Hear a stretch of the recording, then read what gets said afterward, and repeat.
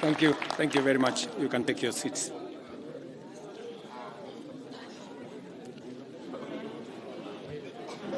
Returning to ground our economy.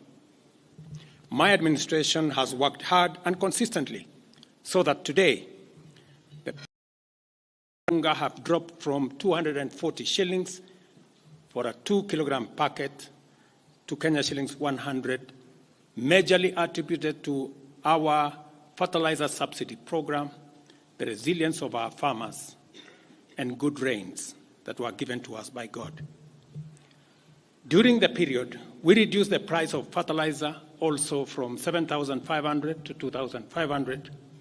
Petrol prices have come down from a high of 217 to now 187 a litre. The shilling has strengthened against the dollar from a high of 165 to now 127, 128. We have made significant progress in pulling the nation back from the brink of debt distress. Our debt situation is better managed, and our budget now has space for investment and in programs aimed at easing the hardship on vulnerable people and creating opportunities for our young people. Our GDP grew by 5.6% last year, ranking Kenya among the 27 fastest growing economies in the world. Our inflation figures have fallen from a high of 9 and 8 in May last year to 5% in April this year. It is instructive for the nation to know that for every 100 shillings we collect as taxes, we spend 61 shillings in debt service. We have paid Kenya's Eurobond debt that was borrowed in 2014 of $2 billion that has been hanging around our neck. We paid the last installment of $500 million last week. Today, Kenya's debt burden is much less, more sustainable, and we are on course to redeem our country from the discomfort of debt and assert our sovereignty. Early this year, Treasury had proposed a budget of 4.18 trillion. I did direct that it be reduced by 200 billion to come down to 3.99 trillion. The Finance Bill 2024, generated to actualize this budget, underwent public participation, which resulted to concessions by which we agreed to drop proposals on VAT on bread, motor vehicle circulation tax, VAT on locally manufactured diapers and sanitary pads, as well as excise duty on money transfer services, among others. The additional tax measures we had proposed in this year's finance bill were to raise money in the tune of 346 billion. When the concessions were made, subsequent to public participation that was undertaken by Parliament, that came down to 200 billion. I had made this proposal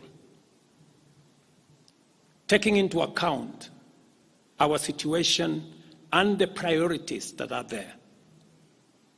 I want to thank the members of Parliament seated behind me and those who voted yes for identifying the priority areas of our nation. Because when I made the proposals to Parliament with my cabinet, we had certain critical priorities for the nation. Number one is our agriculture. we did make recommendation, and part of the money we were going to raise from the finance bill was 10 billion shillings that will go to fertilizer subsidy, 18 billion shillings that would go to making sure that junior secondary school teachers, 46,000 of them would be confirmed on permanent and pensionable basis. We are very clear in our minds that education being the greatest equalizer, no child in Kenya should go to a school where there is no teacher or where there are no adequate teachers. It is because of that reason that in this finance bill also, we had committed to hire an extra 20,000 teachers. We also had envisioned, because of the program of last mile connectivity to homes, especially in rural areas, we had committed 14.5 billion shillings, 50 million for every constituency for the last mile connectivity. Because we realize that there are many people who today cannot go to hospital because they cannot afford, because they have no health insurance. We had committed 6 billion shillings to operationalize our universal health coverage plan that would make it possible for every citizen to have a health insurance, those who cannot afford to be paid for by the government of Kenya, and to also operationalize the chronic illness fund that would make it possible for those who suffer from cancer, diabetes, hypertension, to be able to go to hospital, be treated, and go home without being asked for any money. We also had planned to put in money for our coffee farmers to retire the heavy debts that are bedeviling our coffee farmers. We also had allocated money for our sugarcane farmers to make sure that our sugarcane farmers get out of the debts that they're in. We had also committed to our milk farmers 2 billion shillings to make sure that every farmer is paid a minimum of 50 shillings per litre to make sure that these farmers, very hard-working citizens of our nation, get a fair return for their hard work and for feeding our nation. And that is why I commend these members of parliament for agreeing with us that all the priority areas I have mentioned were the right priorities to be funded. And by so doing, they supported the proposal to incorporate also the views of the people. These members of parliament came back to us after they went to listen to the people of Kenya. And they came back and reduced the budget on their own by 146 billion shillings. Notwithstanding all these concessions, it has become evident that members of the public still insist on the need for us to make more concessions. And because I run a government, but I also lead people, and the people have spoken. I am grateful to all the members of the National Assembly who voted yesterday affirmatively for the Finance Bill 2024 as amended on the floor of the House to incorporate the views generated through public participation. And following the passage of the bill, the country witnessed widespread expression of dissatisfaction with the bill as passed, regrettably resulting in the loss of life, destruction of property, and disintegration of constitutional institutions. On my own behalf, and on behalf of these members and many other Kenyans, I send my condolences to the families of those who lost their loved ones in this very unfortunate manner. Consequently, having reflected on the continuing conversation around the content of the Finance Bill 2024, and listening keenly to the people of Kenya who have said loudly that they want nothing to do with this Finance Bill 2024, I concede, and therefore I will not sign the 2024 Finance Bill, and it shall subsequently be withdrawn, and I have agreed with these members that that becomes our collective position.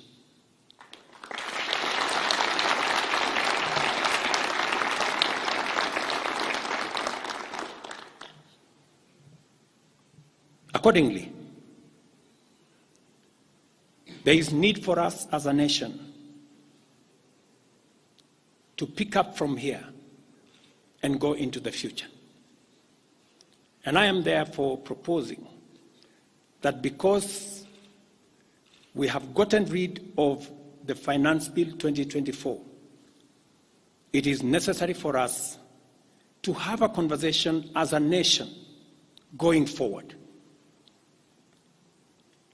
How do we manage the affairs of the country together? How do we manage our debt situation together? How do we work on the budget with the deficits that now exist together? And as I committed last Sunday, I will be proposing an engagement with the young people of our nation, our sons and daughters, for us to listen to them. As I said on Sunday, listen to their views, listen to their proposals, their ideas, their concerns, and what they think we should do better as we go forward. I am also recommending a multi-sectoral, bipartisan, multi-stakeholder engagement from civil society, religious organizations, professional bodies, for us as a nation to speak to the future of our country, again, together. And this will be on matters that are contained in the bill and matters that the people of Kenya have canvassed in the conversation that has been going on. In this regard as well, I am directing for immediate further austerity measures to reduce expenditure, starting with the Office of the President, the entire presidency, and extending to the entire executive arm of government. Operational expenditure in the presidency be reduced to remove allocations for the confidential fort, reduce travel, hospitality, purchase of motor vehicles, renovations, and other expenditures. This will cover the entire presidency and also the executive arm of government. I also propose that equally, Parliament, the judiciary, and county governments, working with the National Treasury, also undertake budget cuts and austerity to ensure that we do live within our means, respecting the very loud message that is coming from the people of Kenya.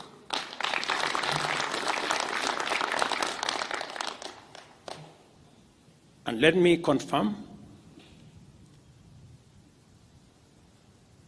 that I have discussed with many stakeholders.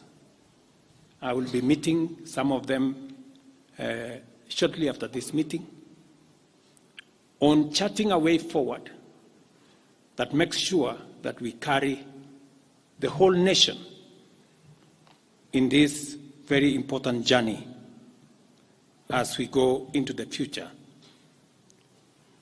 as a country. Let me also confirm that as we deal with austerity, the loud message on dealing firmly, decisively, and expeditiously with corruption is a matter that we have discussed and we have agreed that it will take the front burner as we go into the future. We will continue to do this and carry out this very important conversation. And I want to remind us that we should proceed within the foundational principles upon which our nation is founded, namely constitutionalism, adherence to the rule of law, and respect for constitutional institutions. We must continue to operate within the parameters of the law. I thank you.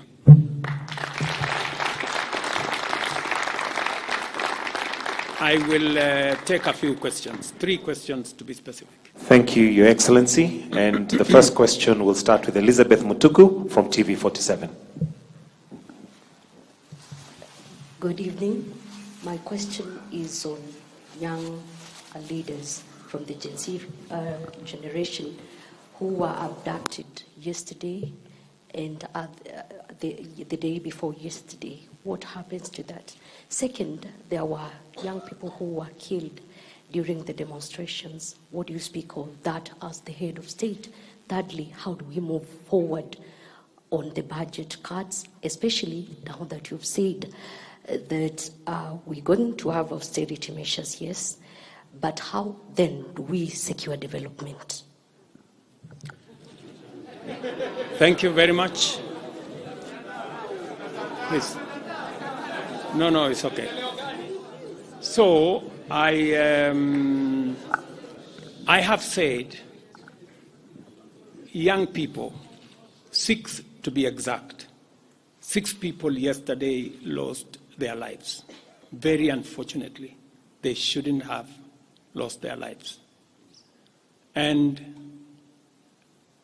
I have said it is a very unfortunate situation. I wish that would not have happened. And there is a framework that will make sure that those 6 Kenyans who died yesterday will be accounted for. Number 2, I did promise the country that there will be no extrajudicial killings going forward. And ever since I came into office, there is not one incident of extrajudicial killing.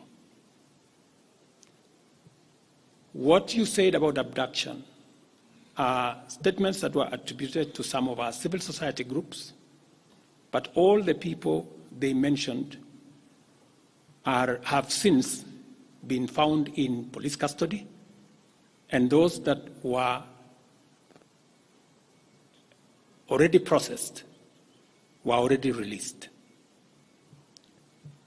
On the matter of development that you have said, minus the finance bill, it means that some of the development programs amounting to 200 billion shillings, we will have to cut down, to delay them. They will have to wait, some of them, for next year. We will try it again. We will try next year to find some money. Some of them we will have to cancel, because that's the nature of things. And it is because the people of Kenya have spoken loudly that they want a leaner budget for us as a country. Question number 2. We'll take the next question from Busara, K24. Naam, swali langu la kwanza ni wazi kwamba matumaini ya vijana wa Gen Z na baadhi ya Wakenya kwa wabunge yamepungua kabisa ama hata yamepotea. Kwa hivyo kama rais, unachukua hatua gani kuhakikisha kwamba tunawahusisha vijana katika maamuzi muhimu, hasa katika masuala ambayo yanalenga taifa ama ujenzi wa taifa? Swali lingine, je, utahakikisha vipi uwazi katika mpango wako wa kupunguza matumizi serikalini? Maana yake umesema kwamba kuna austerity measures. Je, kutakuwa na transparency? Na swali la mwisho, ningependa kujua kama pengine kutakuwa na fidia kwa wale ambao walifariki, ama hususan kwa familia kwa wale ambao walifariki hapo jana, na je, serikali itasimamia malipo ya wale ambao hospitalini hivi sasa wanapokea matibabu kutokana na majeraha waliopata hapo jana? Asante. Thank you very much. About 214 Kenyans were involved in various skirmishes, and many of them went to hospital. 95 of them were treated and released. Some of them, I think one is still in ICU, and others, I think 14, the minister is here, are still in hospital. But majority of them were treated and released yesterday.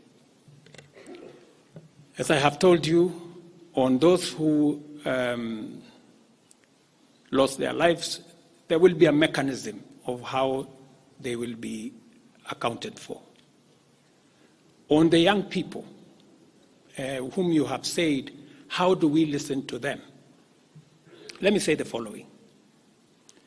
Number one, I did make a very clear, determined program to create opportunities for young people to work. It was in our manifesto. It is in my plan. As I talk to you, 3 of the programs are going on. The housing program today has 160,000 young people working as engineers, as architects, as quantity surveyors, plumbers, masons, carpenters, artisans, transporters, accountants. We have 160,000 young people working, because I did take the decision that if we don't deal with millions of young people out of school, out of college, who have certificates and they don't have jobs, they will soon become a very big challenge for us as a country, as we are witnessing at the moment.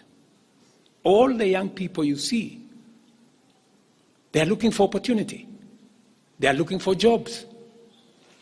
And that is why our housing program, once it is fully rolled out, we will have a minimum of 500,000 young people working in our housing program.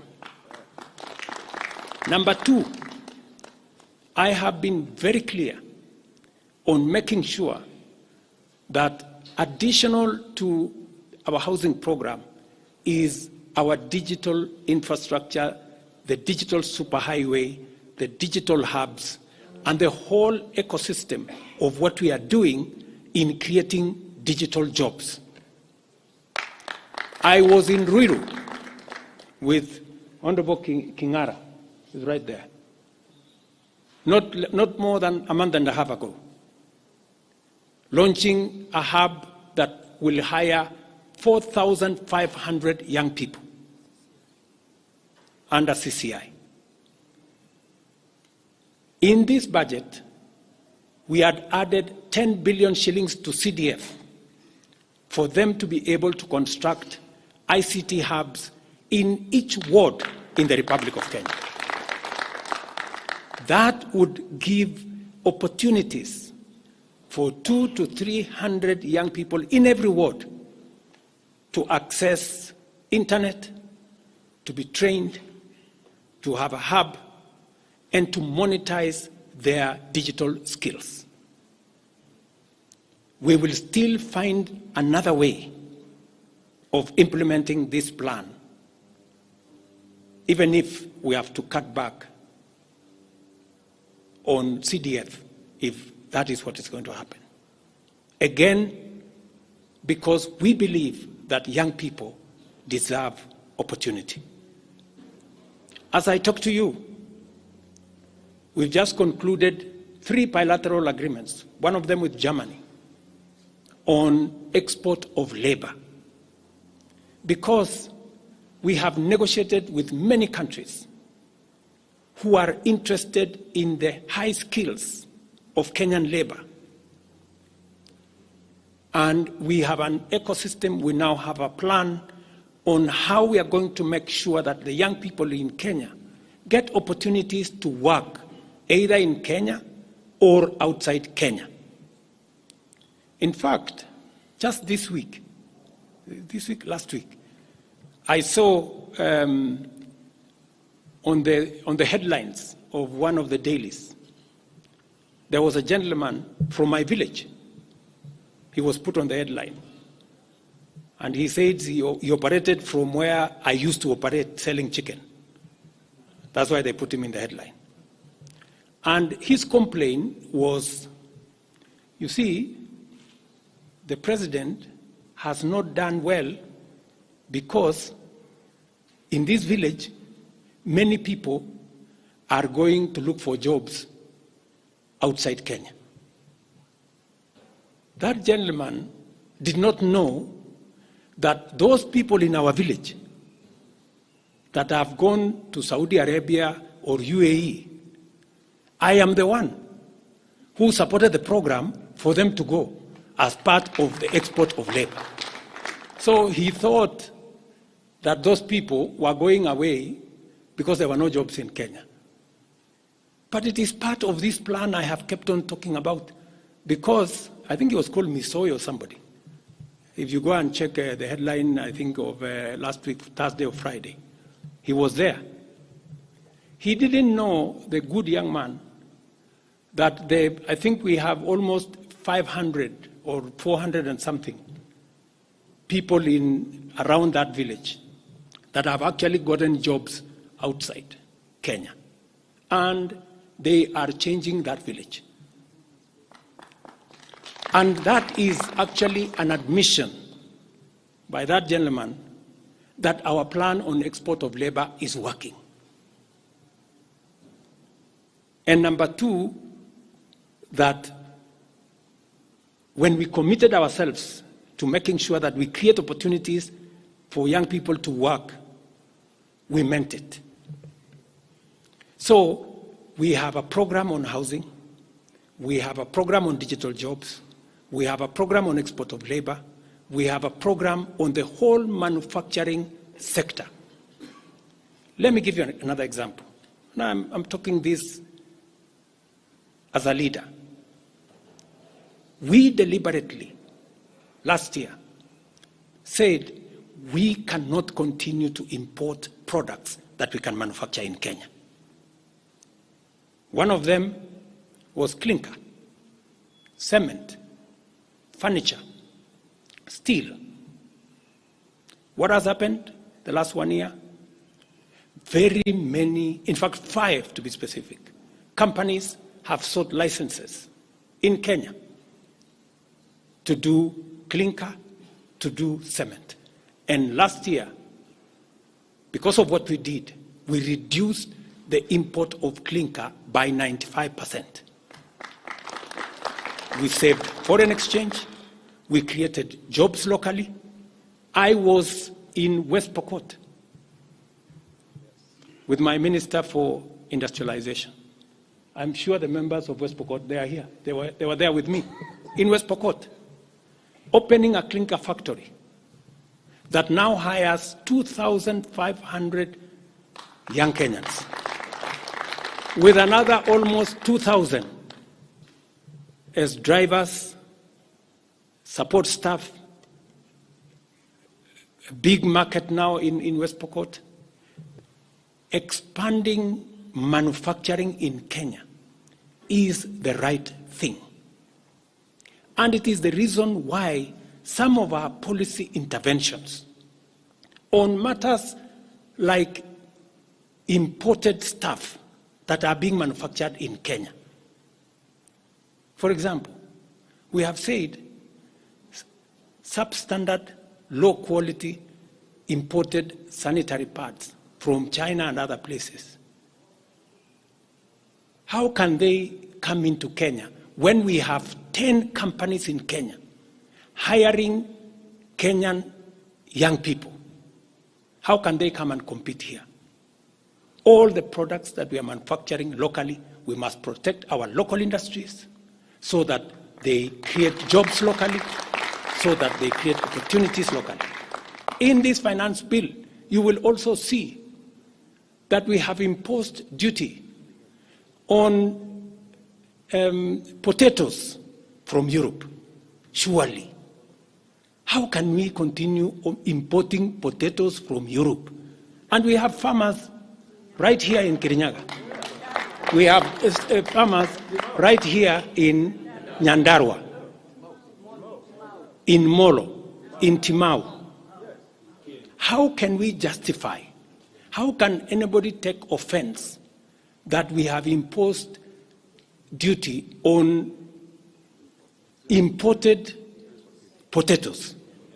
We have put duty on imported eggs, on imported onions, because we must protect our local farmers.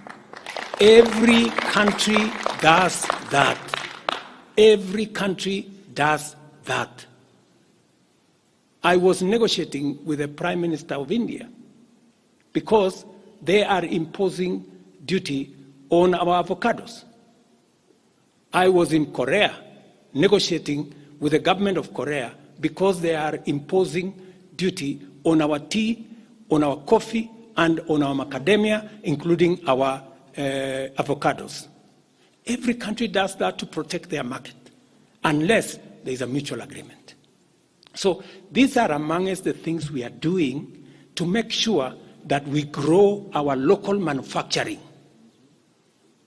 create local jobs, create local wealth. That is how we are going to move forward as a country. We cannot continue to be a supermarket for other people's factories. It is important that we also produce our own products. Our young people can produce products in Kenya which are of high quality, which are of international standard, and we can do that. So I just wanted to clarify this point because it is addressing the young people of our country. And I am looking forward to a conversation with my sons and daughters, the young people of this nation, to explain to them the opportunities that they have, and I want to listen to them. What additionally do they want me to do? What can we do better? And how can we move the country forward together? Thank you very much. Thank you, Excellency. That marks the end of the question session. Thank you very much, Your Excellency.